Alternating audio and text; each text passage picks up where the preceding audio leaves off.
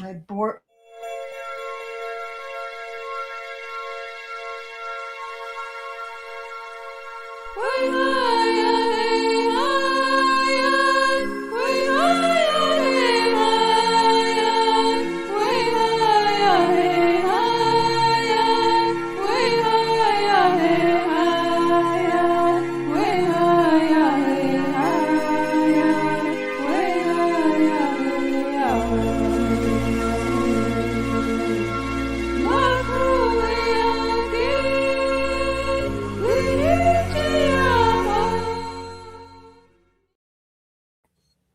Hi there. Hi, everyone. Hi, listen, we're sorry about the boxes. You can see our faces, but I don't know what went on with this thing. I want a bigger picture, and I'll have to figure that out later because Debra was trying to help me, and I had a vertigo box too, and I don't know what all.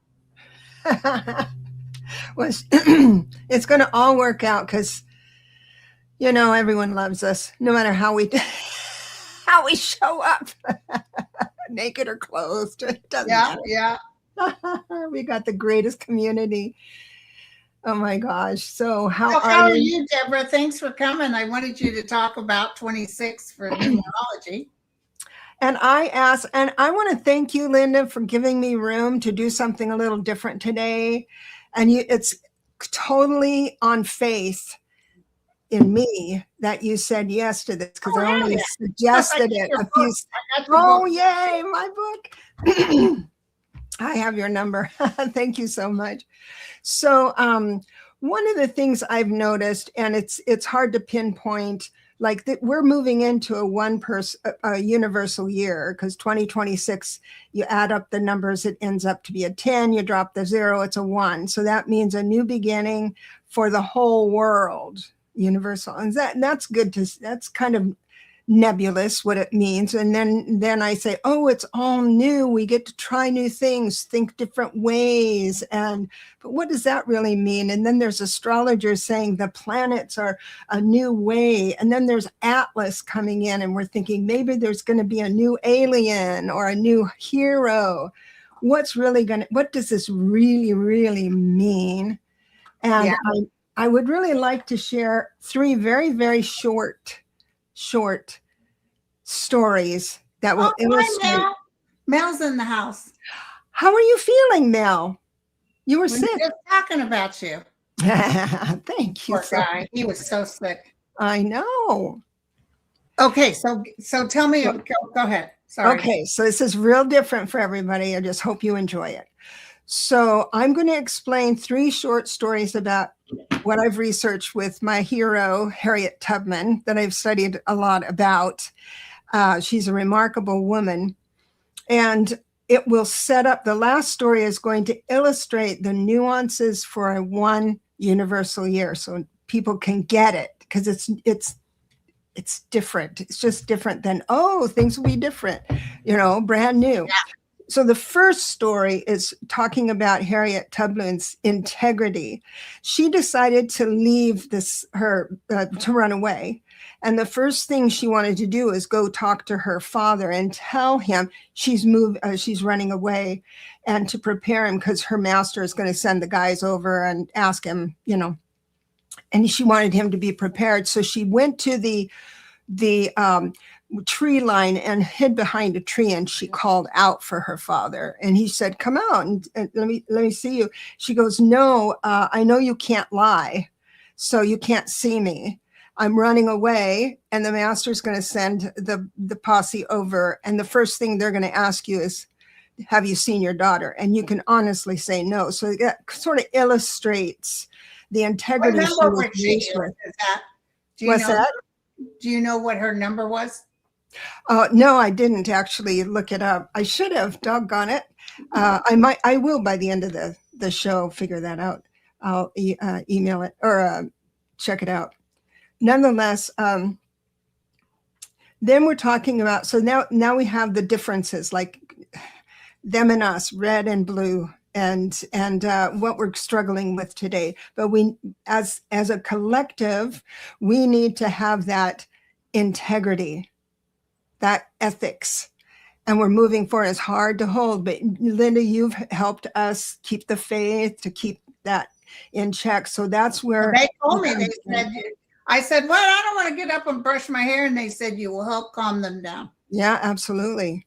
And you've done that. In fact, that gives me chills. It does that. There's the next story I want to illustrate is kindness, and what, or not kindness, not so much kindness. Harriet was in a free state and decided to take the train. So she boarded the train and she sat there and noticed, it was her first time, she noticed that the conductor was coming for tickets and she didn't have a ticket. She just boarded the train. So she panicked and looked around really quick and found a newspaper, and she decided if they thought she was an educated, because she was totally illiterate, if she was educated, maybe it would go easier on her. So she grabbed the newspaper and opened it up and kind of hid behind it. She was a small woman too, and she hid behind it. And a white woman saw her doing that. So she got up and crossed the aisle and stood right in front of her and looked down on her and took her newspaper away and turned it right side up. She would, and then said, do you have a ticket? This brings tears to my eyes. Do you have a ticket? And she went like that.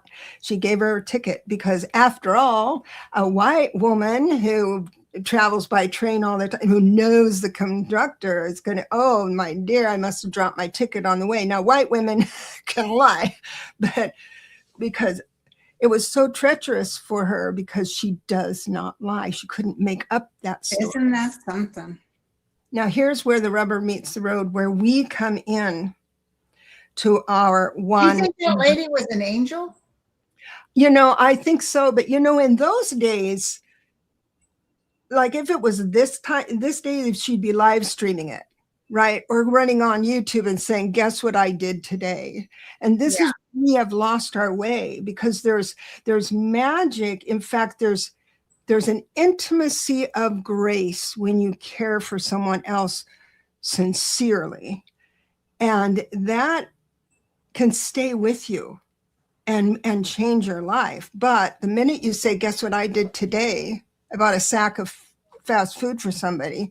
That's where we've lost our way as far as being good and kind, and just giving and not thinking a different thing about it. But it does feel good, and we want to share it, but we shouldn't share it. I know they say if you give, but you talk about it, or you want acknowledgement for it, it's not truly giving. It's the ego. But we start out with the heart giving, but then if we let it go to the ego and the mind, then we're getting in trouble. So I believe there were a lot of women and some men in those days that were helping quietly, because it didn't go well for white people supporting black people then. Right. Hi, Sherry. Go ahead. I was just on her. Hi, Sherry. Good to see you. Thanks for coming in. So here's the story where it comes to where we are today. So Harriet knew, when she heard that there were states up north that were free, that slaves were free, she wanted to go. And she was in Maryland at the time. So the very first free state she came to was Pennsylvania. In fact, right at the city of Philadelphia. And so she was on the road with the sign that said, entering this new state. And with reverence, this was the moment that she walked across the state line. And imagine her surprise, her disappointment, her despair when she looked at her skin and it was still black. Her perception, her point of view was white equals free. So therefore, when I cross into a free state, I will be white. That was her perspective. So this is where we are on the other side, the slave side of our state, coming into the one, universal year, because we're YouTubers are saying it's going to be new, it's going to be great, it's going to be that we're going to be free, right? And imagine our surprise and disappointment when we get to the other side and it's like more of the same. But things do change. She saw the fight as being the same, but then different, and that's how she relived her whole life, was through experience. She couldn't read anything. So I wanted to share that story because our fight, I hate to say fight, but our resistance that we need to be strong against is this moving forward. We already know that in politics, the red is eating the red. He's losing momentum and he's had a good run, but it's coming to an end. We know that. Yeah. So we've been fighting against that. We need a new perspective of how we're going to address what we're fighting against. And here's my prediction for a one universal way. I'm just going to change your mind about something, change your perspective. We are going to be fighting our own in government now. That's our job for the one universal year. And that is the Schumers, the Democrats, the old guard Democrats that just want it to be back to normal. Well, normal got us here. Exactly. So we need to understand inside our own minds what our new vision is. And that's where we're going to have to fight for our democracy with our own Democratic Party. And we have a lot. Thank you. Thank you so much. Appreciate that, Lisa. Well, I got interviewed by a guy named Emilio. It was a very fun show. And he said, what is your, basically, and my guides hit me up with this right when we were ending my interview. What is it you think the world should know? And I said, I know this sounds cold, but I said, never depend on anyone. Depend on yourself. Because even those who you marry or their family member, they can change or leave in a twinkling of an eye. Mm-hmm. Always depend on yourself, which she sounds like someone that knew how to she didn't leave her self-worth out for someone else to identify. By the way, did her master keep looking for her? Yes, there is. Yeah, well, they left, but they knew that she would come back to family because she loved her father so much. And so she, before she even left, her master did something that was awful. He always threatened to take her children, but really never did. And her last child, he took her child. And she had such a relationship with God, Linda. Oh my God. And she said that was the last straw. And instead of me, like if it was me, I'd be mad at God. God, why did you allow this to happen? No. What she did was say, God, if you are not going to soften that man's heart and change that man's heart, then get him out of my way. And he died a week later. And she absolutely believed that she killed him. Oh my God. And did she get her child back? I don't know if she got her child back, but that was the moment that she changed into a declaration of truth. So she said, God, if you don't soften that heart, get him out of my way. Let's talk about that with Trump right now. Exactly. If you're not going to change his heart. And he just keeps going on with that foul mouth of his. And something is bound to take place with him. Yeah, but this is where it gets tricky, because I think it's going to happen like in the first half of next year, is that there's going to be a vacuum happening. If he falls, there's going to be vacuum, and there's going to be everyone scrambling to keep their own pocket full. And then we just can't afford to have our Democratic Party say, well, you know, now it's back to the slap on the back. Let's have a beer at the bar, and I'll give up the health and well-being of this section of people in my state if you give me a contribution. That all of that has to change. And that's a heavy lift. And they're going to do what do you call term limits too. It's hard for them, but they will do that in the next couple of years. See, we can't do it with. I keep picking on Schumer, but I can't think of the older guards, Democratic guards. I just want to pick on him. Gotta go. They do. Our young progressives will come in there and change it. We just need more. And so what I'm praying for is like people getting up and doing it. Now, what's to our benefit is that he, I just don't want to even say his name like Voldemort. He has caused physical, emotional pain, long-lasting pain. People are losing their homes and losing jobs, and long-lasting pain. It just had to happen that way. And this is what surprises me is that it took this long. The whole time I was thinking, this is the tipping point. This is going to get him under. Never happened. And I don't even think the totality of the Epstein is totally going to take him down. Something else is coming up, but I think it's a lot to do with his health. Not necessarily that he's going to pass away, but he's unable to perform his duties. And I really feel people marching in the streets with pitchforks.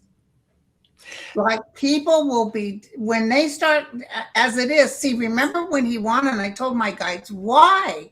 Yeah. Why? And they said, man has free will, thank you, but that wasn't free will. A lot of it was cheating. Yeah. A lot of it was cheating. But I also said, they said his people need to see who he really is. And right now he's busy working with Venezuela and Nicaragua, not helping people here. They can't afford their medication. A 28-year-old just died with 2 little kids because she can't afford her chemo. Oh my God, that's terrible. When we step back from that, you know, when you're saying quickly, you said that the election was tampered with or whatever. And then your guide said, oh, that's free will and all that stuff. It's the moment of integrity. There was a moment prior to whoever flipped the switch on those machines, you know, that was the moment. And we gave them an opportunity to choose differently. And it didn't happen. Sorry, Nicole. I said Nicaragua, Nigeria. Nigeria, yeah. And so what number is Trump? 4, and he's a stubborn 4. He and Trump Jr. is a 4 as well. So when they get something, and this is nothing against 4s. If you have a 4 life path, this doesn't mean, but you are a little stubborn. You will research, you get your ideas, you research them, you vet them. If it keeps a roof over your head, you're going to keep it. But changing your mind is really, really hard. But I've seen the tenacity of a 4 do wonderful things, right? So it's just the shadow side and what you want to do with that. I did write down some.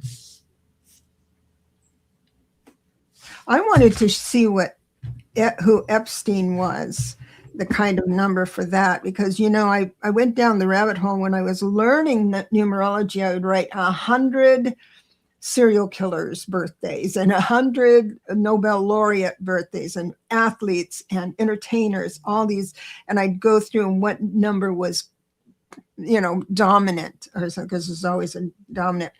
So I always have these ideas of what the number should be. And I got his birthday here. So now Epstein is a 3 life path, was a 3 life path, which is communication. And he was good at communicating. He knew how to create a package. He knew how to creatively, I guess, talk people into doing things his way, because it's had to be a cooperative. One man couldn't do all that. Maxwell really helped him along. Yeah. I have her birthday here too. So she was a Christmas baby. That didn't help her, I guess. No. Listen, I want to tell you too that last night I had a dream of Zelensky. And we were like, not in a very nice place, but it almost felt like a bomb shelter. And he looked tired, but and he was a little gruff, a little dirty. And I was like upset. And I was telling him, why didn't you just take Putin out? I know you had the opportunity. Why don't you just take him out? And he said, if we take him out, the United States will work against us while that man is still in office. They'll blame us, which if you look what he just did with, apparently Ukraine's hitting Moscow. Notice he didn't mention about Moscow hitting Kiev. So he said it has to come within the Russian. Man, he's a 33 life path. Navalny was a 33 life path. This is they're born with that extra idea that they can do something bigger. And wasn't he an actor or a dancer? Yeah. And a good dancer, by the way. Those are such wise words. I'm so glad you shared that with me, because that's exactly what it means, what we have to do here. It'd be so easy to, do that to Trump, just get him out of our way, have someone do it. And, but then it doesn't feel right. And of course it's unethical, but it's something else had to happen, because it's not just one man. It's all others that hold things up. Personal. Somebody said St. Petersburg, not Moscow, but that's what Trump was saying. Moscow. Well, yeah, I can't. He'll say whatever comes to mind. Yeah. But oh my gosh. So we need to go to find out what your personal year is. It's very easy. You just add your month and your day and the current year, which would be 2026. So basically, if you were born January 1st, you would add 1 + 1 and then just add another 1, which is 2026 adds up to a 10. So it's a 1. So, and no matter how you add it up, if you do get an 11 or a master number, that doesn't work for personal years. It's just a 9-year cycle. Okay. And how you manage that. Let's say you're going into a 1 personal year. That's all about personal year, not universal, but personal year. That's all about new things, changing your mind kind of quickly. It's all about you, what you're going to do. You think of yourself as a singular person, with all of that. And that kind of year can be tough on a 2 life path person, because a 2 life path person is a kumbaya. Let's get together. Let's have a community. And the life path is determined by the birth date, the actual date of birth. Right. The actual date, just add 1 number after the other, including the 19 of your year. And you add that up, and it's a double digit after that. You'll get a double digit number. If it's not a master number where you would stop, it was not 11, 22, 33, you would go ahead and add the double digits together and get a number. And I think I'm 1, right? I'm 1. You're a 1. And so that is your archetype. So if we had an archetype, people want to learn about life path or the numbers in general, the archetype of the numbers. I do have a little something I can do, so you'll never forget what a number means. You want it? Yeah. Okay. In your imagination, while you're sitting here thinking about this, and I'm telling you about it, you actually draw the number 1 in your mind. We're drawing 1. You're a single person.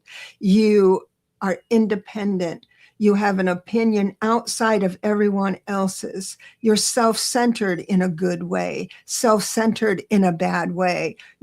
But it's you first. The reason you need that space as a 1 is because your ideas, God works with you quickly. You've got ideas, inspiration, motivation, boom, boom, boom. You'll give up what doesn't work for you quicker than anybody else. Now, let's go to a 2. In your imagination, draw a 2. This is going to be backwards because I'm mirrored. But a 2 kind of gathers others over here and then goes way over here and gathers everybody over there. It's like a nest. Let me bring in and let's master relationships. And so all that good and bad, losing boundaries, but loving purely, that's their lesson. When you're thinking about a 3, the number 3 is swirly as well, but all on one side, right? The 3 goes like this.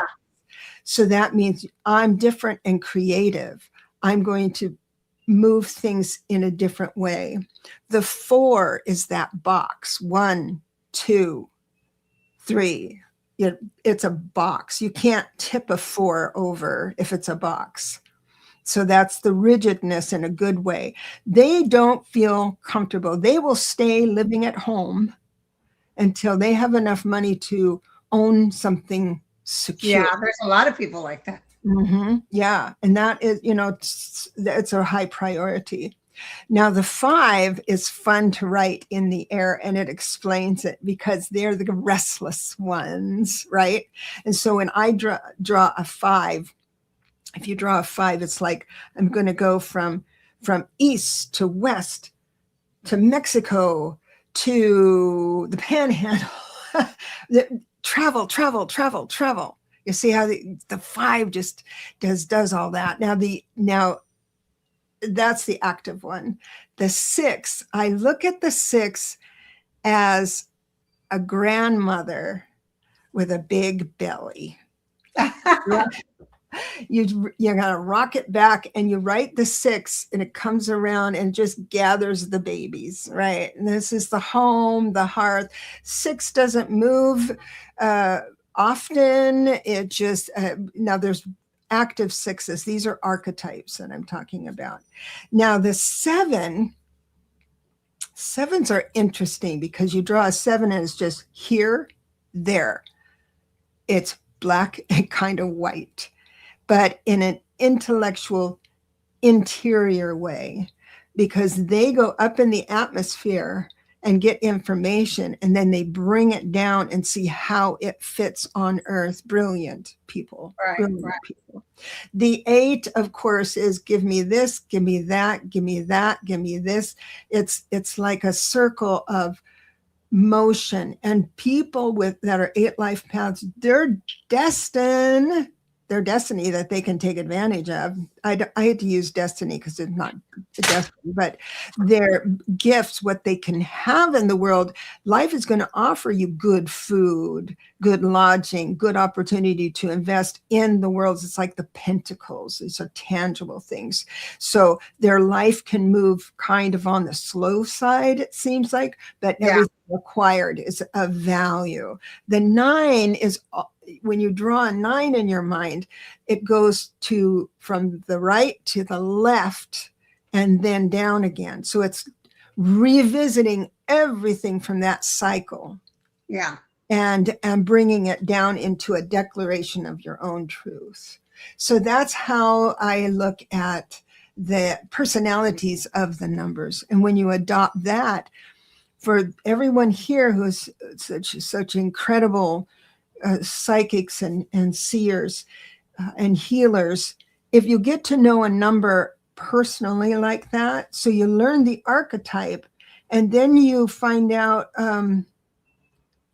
what person has that life path number, mm-hmm. and then you have different aspects of that person, and then you adopt that. That's all you need. When you're doing readings, you have someone's number, you enter the room of knowing through the filter of that number, that archetype. And it's like God your guides being able to adjust you, kind of recalibrate you to a point where you are in the room of knowing. And your readings, and I think your advice gets better, more concrete. Instead of kumbaya, it's actually, you can do this. Thank you, Jeremy. Hi, Jeremy. he asked a question. 1134, everywhere I go. Isn't that angelic numbers? What's that?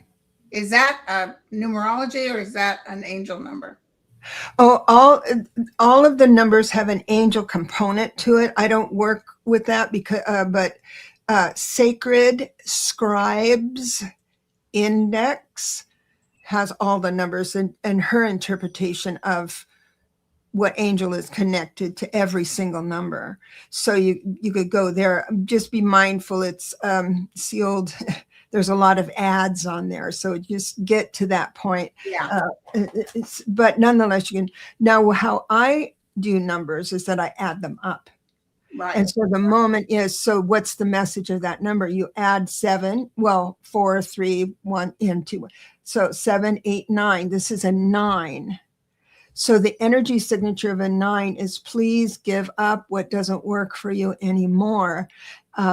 It's like an emergency. It's like it's saying whatever you're doing or thinking about doing right now is you need to change your perspective. Give up on the idea that it has to go your way on that. So wherever you see that, there's a common denominator, I believe. If you look, ask them about it in a quiet manner, you'll see a common denominator of when you see that number.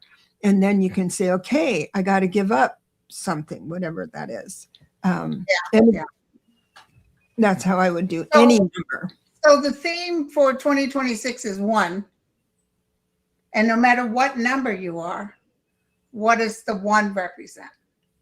So, again, the 1 universal year is the energy signature of groups or societies. Okay. So that makes sense. Through that lens, that's what we're going to have. So it's 2 kind of different things we'd go.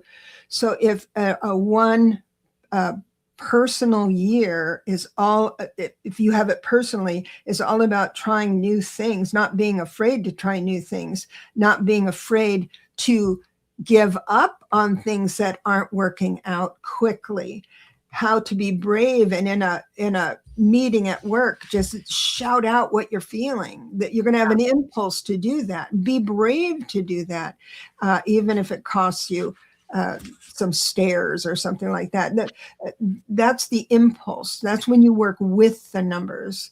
If you insist on staying the same in a 1 personal year, saying, oh, I can't speak up. Oh no, I really do need to give up my weekends for this problem someone else is having, and I can't go to the beach or I can't go have a spa day. That's when trouble begins, because your impulse is, I want this spa day, some time alone, but my obligations are. So that the challenge of a 1 personal year is having the voice, the words, and this is where I can help you. We can form the words on how to say in a very graceful way that you're not going to serve another person at this time. Because you really did. Because this is like, you're in favor. The stuff you get to learn in a 1 personal year is remarkable, but you have to be able for it. So I'm 2 then. You're a 2. 1 plus a 1 is 2. So, but you're a 1. You are a 1 life path number. That number never changes. You were born on earth to do new things, to introduce new things. You say it funny, my guides told me to get online and do this and stuff, but you did it. There are plenty that don't. And when they don't, their life just stops. It's a rut. Yeah. Oh, I had no choice. Well, the cancer is what really opened me up, but it's almost like, well, hey, look, if I have nothing to lose, this life is short, TikTok, that type of thing. And so that moved you into the full potential of a 1 life path. Now, in a 1 life path, in general, I just said you do new things, which you've done. Like the 2025, you've grown a lot. You've said yes to a lot of new things and done it well. Then we go into a 2, and that's when you start moving into relationships. What's going to happen to you on the shadow side is that people will misunderstand you. Okay. But, you have a large audience, there's going to be people kind of pushing I back. always have that. Yeah. Yeah. Yeah, you get some hate mail.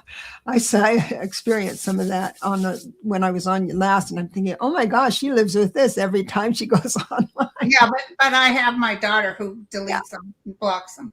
Right. But the thing is that the 2 is all about bringing things together, but in a new way. It's a universal year. Your topic is politics and the masses, right? That's your point. That's your favor. So it means that you are going to bring things together in a new way, communicate in a new way. Instead of this dot to this dot, you're going to find 3 or 4 different dots. You're going to have the epiphany, like, oh, I see how all that comes together. And let me tell my people. So they can shift perspectives. That's the value you bring in for a 2 personal year as a 1 life path. Okay. And you do it really well. Really, really well. She says, there's a question, is it possible to have a 22-4 life path? Yes, it can. So what does that mean? Oh, yes, I wrote that in the book. I hate to brag about the book, but I wanted to address that because when you add up your numbers, I suggest you do one number after another instead of grouping this number, add it up, and then reducing it, grouping it. That gets complicated and boring if you just add it up. And if you get a 2 life path, 4 life path, 6 life path, add it up a different way to make sure you're not a master number. So you would take, if you were born, in 2000, well, that wouldn't work because the 2000s don't really work that way. But if you would add up, the old-fashioned way of doing it is that you would take your year of birth and add that up and then reduce it to a single digit. Take your day of birth and add that up, reduce it to a single digit. And then the same for the month. And then see if you're not a 22 master number. So I'll just say this for sure. Every single person that I have met in this, especially this community, if they are a 4 life path, they are an enlightened 4. The master numbers were born into situations that need to make them tough. I'll just say tough and confused and all that stuff. And usually it's later in their life when they grow into their full potential. Mm-hmm. But there's this underlining things. I got to get something, got to do something. I got to do something. You are like a master builder. You can work in quiet. You're disciplined for a 22-4, but I would identify you as a 22. In the book, I will write 22 and then I'll explain the root of the 4 and how it affects. Yeah, that's great. Yeah. What is 33? 33 is the root of the 33 is 6. So you would read the 6th life path, which is your shadow side is that you're really hard on yourself. So hard that when you speak up and as a 33, you have to speak up. It's in your blood. You can't keep quiet. But when you come to the table, you bring receipts. I think this way because of A, B, and C. Here's the receipts. And they'll cite everything. If your perspective needs to shift, it's sometimes hard. Even though you're right and you have all the receipts, sometimes it's hard to do that. But you so hard on yourself. Oh my God. So what that feels like in a 33, God bless you, is that you're walking around every day and attention to detail is like laser. So when you see something, you have an imaginary, and don't take offense to this, it's imaginary measuring stick of whatever you're seeing. I wouldn't do it that way. That dress is too short. You have this measuring stick that you can't shut up. But if you just understand that that's your tendency, you won't hurt yourself by saying, oh, I shouldn't, I'm such a terrible person for being judgmental. Just embrace it And see, it's part of your charm, and just being aware of it is half the battle. Exactly. Yeah. Yeah. I see 11s. There's a lot of 11s here. 20, a lot of 11s, yeah. 24/6. Oh man, 24/6. Because that's what Maxwell is. No, she's a 26/8. Never mind. The 24/6. The 6 is perfection. Remember the 33, the root of 33, this perfectionism and bossiness. And you were born bossy, and God bless you. But before you kill me on that, the 24. So the reason I say the two numbers that make up the 6 is because the 2 and the 4 are your life lessons, and the 4, which is closest to the slash, is your most important life lesson. And the 4 is that rigidness. I've got to be right. You can't change my mind on something, that type of thing. You have to overcome that in your lifetime. Okay. And the 2 is working well with people. So when I see someone who's grown into their full potential as a 24/6, they are remarkable people. Oh, that's great. Remarkable. Amazing. Well, girl, we've been on for 41 minutes, and unfortunately, I'm going to have to go because I have my prayers at pretty soon. Well, I am starting. I did want to announce, since I was going to take advantage of one thing. I've had a lot of people who wanted to know more about numbers. And since it's the beginning of a new year, I have a few workshops. It's the first 3 Saturdays in January. And I think it's $37, but it's going to be a Zoom so we can talk to each other, and it's going to be limited so we can get down to business. That's why I put three options open. But if you wanted to just come in, it's on my website. Okay. Right on the front page. And so you just click on. And your website is? myname.com or growyourlight.com. growyourlight.com will get you there, and it'll explain everything. Thank you. What are you doing for New Year's? Are you just chillaxing? I always enter New Year's with a ritual, so I'm going to be home with my ritual. Yeah. My ritual is snoring by midnight. Yes, mine too. People are like, "What are you doing?" Back when I was younger, this girl never missed a party, or I threw New Year's parties. I could no longer go to a party than the Man in the Moon. I couldn't stay up that late. You know what? I got to tell you that I remember when I was young, I could not stay up past 10, and I thought to myself, when I get old, I got to remember this, that I've never been able to stay up. It's been my whole life. So I love you. I was a night nurse, so I was able to stay up late working as a nurse, and then after I came out of working as a nurse, I never looked back. Having those babies later in life really changed things. Yeah. Oh, yeah. You could sleep when you could get it. Yeah, exactly. You become very malleable. So, that dream I had with Zelensky, that was amazing. He is an amazing soul. And when I die and go to the mansion that holds the sacred texts, I'm going to go to his text. Yeah. And I'm going to study that man. Just a remarkable soul. A remarkable soul. Mm-hmm. And the Ukrainian people are remarkable people. Yeah, absolutely. Thank you guys so much. And don't forget, she's got a Saturday. I can't do it because this first weekend I'll be in Las Vegas at the Sphere seeing The Wizard of Oz. Awesome. Good for you. Good for you. Thank you guys for coming. Thank you. Thank you, Christine and Lisa and Water Lily. And I think Nicole is here too. We got a lot of people. A lot of people These here. are my people that make sure the cray stay out. Unconditional. Our protection. Bora. Foxy Roxy. Yeah, Foxy Roxy. Thank you, you guys. Thank you, Linda, so much. See you, everyone. You take care. Bye, everyone. Bye-bye.